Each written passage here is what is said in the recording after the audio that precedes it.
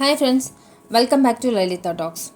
ఈరోజు ఈ వీడియోలో ఎవరి సపోర్ట్ లేకపోయినా కూడా మనం జీవితంలో ఎలా ఎదగాలి అనేది చూపిస్తున్నానండి. ఎవరైతే బాధపడుతూ ఉంటారో మాకెవరు సపోర్ట్ లేదు, ఏదన్నా చేయాలనుకున్నా, కొత్తది ఏదన్నా సాధించాలి అనుకున్నా, ఎవరికి చెప్పినా వేలెత్తి చూపిస్తూ ఉంటారు, హేళన చేస్తూ ఉంటారు. అలాంటి వాళ్ళకి ఈ వీడియో చూపిస్తున్నానండి. అండ్ ఈ వీడియోని స్కిప్ చేయకుండా చూసారంటే మీరు కూడా జీవితంలో ఏ ఆటలు పోట్లు వచ్చినా కూడా ఎలా ఎదుర్కోవాలి అనేదే ఈ వీడియోలో పూర్తిగా చూపిస్తున్నాను. సో స్కిప్ చేయకుండా చూడండి. ఫస్ట్ అయితే మనం ఏదన్నా సాధించాలనుకున్నప్పుడు, ఏదన్నా ప్రారంభించినప్పుడు మనకి అది ఛాలెంజింగ్గానే ఉంటుంది. అది కూడా ఎవరి సపోర్ట్ లేకుండా ఎదగాలంటే మరింత కష్టమైన పని అని చెప్పుకోవచ్చు. అలాంటి సందర్భాల్లో కూడా మనం ఆత్మవిశ్వాసం, ఒక ప్రణాళిక మరియు పట్టుదలతో మనం అనుకున్నది ఏదన్నా సాధించవచ్చండి. నేను కొన్ని టిప్స్ అయితే చెప్తాను. స్టెప్స్ అనుకుంటారో టిప్స్ అనుకుంటారో, కానీ అవి మీరు ఫాలో అవ్వారంటే ఖచ్చితంగా మీ లైఫ్లో కూడా మీరు అనుకున్నది సాధించగలుగుతారు. ఫస్ట్ మీరు చేయాల్సింది ఆత్మవిశ్వాసం పెంపొందించుకోవడం. అంటే ముందుగా మీ ఆలోచనలపై మీకు నమ్మకం ఉండాలి. మీరు చేసే పని మీకు క్లారిటీతో ఉండాలి. ఏది చేయాలనుకుంటున్నారో దాన్ని మీరు నమ్మి ముందుకు వెళ్తూ ఉండాలి. ఇది చాలా ముఖ్యమైనదండి. ఎందుకంటే ఫస్ట్ మీరు మిమ్మల్ని నమ్మితే, మీ మీద మీకు నమ్మకం ఉంచుకుంటే మీరు ఎలాగన్నా లైఫ్లో విన్ అవ్వచ్చు. నెక్స్ట్ వచ్చేసి ప్రణాళిక రూపొందించడం. సరైన ప్రణాళిక లేకుండా ఏ పని కూడా సాఫీగా సాగదు. మీ ఆలోచన లేదా ప్రాజెక్ట్ గురించి స్పష్టమైన రోడ్ మ్యాప్ని తయారు చేసుకోండి. ఏదన్నా స్పష్టంగా క్లియర్గా ఉంటే మనం ముందుకు వెళ్ళడానికి ఈజీగా ఉంటుందండి. అండ్ మన గోల్స్ని రీచ్ అవ్వడానికి కూడా మనకి సహాయపడుతుంది. నెక్స్ట్ వచ్చేసి సమస్యల పరిష్కార సామర్థ్యం. ఎదురొచ్చే ప్రతి సమస్యలను సహనంతో ఎదుర్కోవాలి.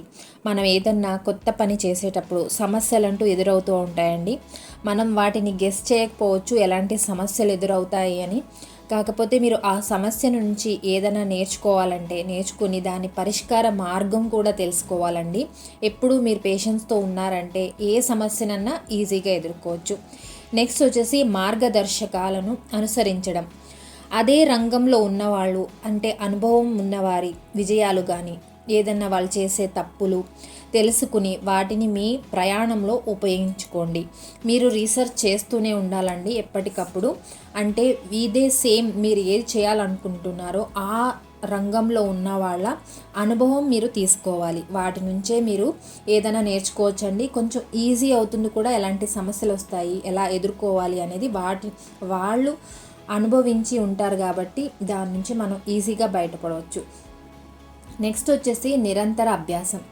కొత్త విషయాలు నేర్చుకోవడం ద్వారా మీ పనిని మెరుగుపరుచుకోండి.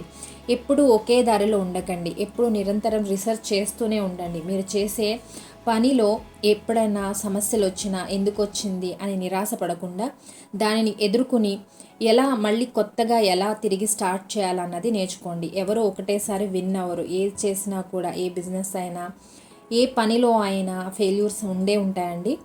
నెక్స్ట్ వచ్చేసి పాజిటివ్ దృక్పథం.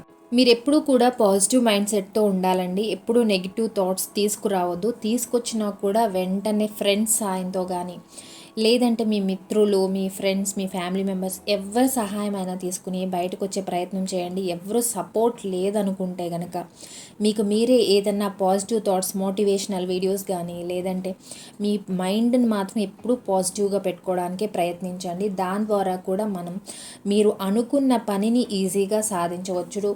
ఎప్పుడు కూడా నెగిటివ్ థాట్స్ వచ్చినాయి అంటే మనం వెనక్కి లాగుతూనే ఉంటాయి. బట్ వాటి నుంచి దూరంగా ఉండాలంటే మనం ఎప్పుడు పాజిటివ్ మైండ్ సెట్తోనే ముందుకు వెళ్ళాలి. ఏదైనా కొత్తది ప్రారంభించడంలో మొదట్లో మీకైతే ఛాలెంజెస్ చాలా ఎదుర్కోవాల్సి వస్తుందండి. ఇది చాలా సహజమైన విషయం. కానీ మీ నమ్మకం, సరైన ప్రణాళిక మరియు నిరంతరంగా ప్రాక్టీస్ చేసి మీరు ముందుకు సాగి విజయాన్ని సాధించవచ్చు. మీకు ఎవరు సపోర్ట్ లేకున్నా కూడా మీకున్న లక్ష్యాలని చేరుకుని కృషిని కొనసాగించాలి. ఎవరైనా కూడా ఏదైనా కొత్త విషయం గురించి ఏదైనా సాధించాలనుకుంటున్నారో అందరికీ ఆల్ ది బెస్ట్ అండి. మీరు కూడా మీ జీవితంలో విజయం సాధించాలని మనస్ఫూర్తిగా కోరుకుంటున్నాను.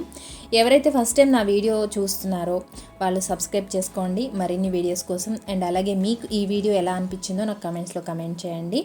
అండ్ మరిన్ని వీడియోస్ కోసం నా ఛానల్ని సబ్స్క్రైబ్ చేసుకోండి. అండ్ మళ్ళీ కలుసుకుందాం అండి ముందు వీడియోలో. అంతవరకు సెలవు, నమస్కారం. మీ అందరికీ ధన్యవాదాలు.